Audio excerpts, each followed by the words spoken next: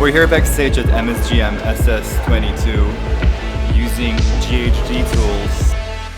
The mood for the show is very much like schoolgirls at a picnic. I started off with creating a sharp side part to give some sort of schoolgirl. We used the pick-me-up ghd. Once the product is in, I'm using the ghd hair dryer on medium heat.